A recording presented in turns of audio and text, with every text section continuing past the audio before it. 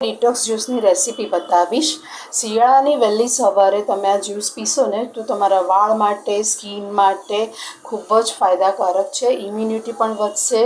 આ શરીરમાં ઘણો બધો બેનિફિટ થાય છે। જો આપણને થાક લાગતો હોય છે ને એ થાક પણ નહીં લાગે આ જ્યુસ પીવાથી। તો મેં અહીંયા 4 આમળા લીધા છે, એક સફરજન લીધું છે, એક કાકડી લીધી છે, એક ગાજર લીધું છે, એક બીટ લીધું છે અને અડધું દાડમ અને એક હળદરનો કટકો અને એક લીંબુ લીધું છે। આ બધાને વ્યવસ્થિત ધોઈને એને ચોપ કરી દઈશ। આ બધા વેજીટેબલ સવારે જ સમારવાના, પહેલેથી સમારીને નહીં મૂકવાના। અને મેં બધું સમારીને મૂકી દીધું છે। હવે હું મિક્સર જાર લઈશ। સૌથી પહેલાં એમાં કાકડી એડ કરી દઈશું। તો મેં એક કાકડી લીધી, ખીરા કાકડી।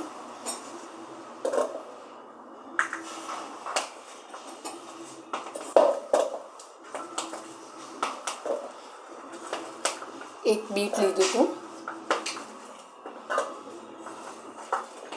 એક ગાજર,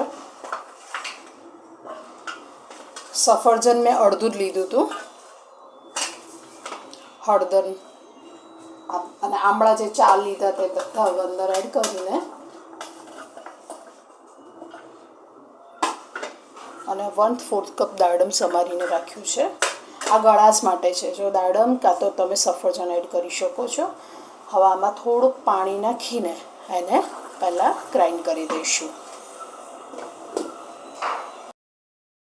આ રીતનું મેં ગ્રાઇન્ડ કરી દીધું છે। આની અંદર હજી 1 કપ જેટલું હું પાણી પણ એડ કરીશ અને ફરીવાર આને ગ્રાઇન્ડ કરી દઈશું। જ્યુસ કાઢીને રાખ્યો છે। મારી પાસે આ ગળણી છે, એનાથી હું કરી લઈશ। તમારે કપડાથી પણ કરવું હોય તો પણ તમે કરી શકો છો। આ ફ્રેશ જ્યુસ પીવાની જ મજા આવે।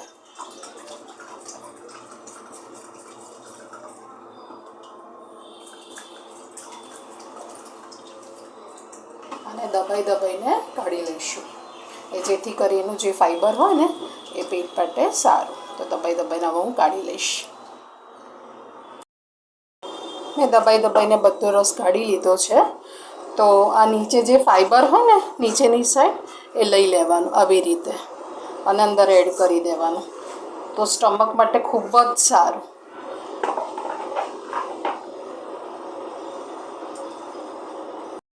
આમાં અડધું લીંબુ પણ નીચોવી દઈશું ટેસ્ટ માટે।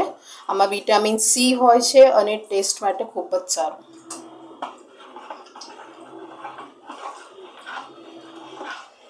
તમને જે થાક લાગતો એ ના લાગે, વાળ માટે, સ્કિન માટે ખૂબ જ બેનિફિટ છે આ ડિટોક્સ જ્યુસ। તમે આમાં ઠંડુ પાણી પણ એડ કરી શકો છો।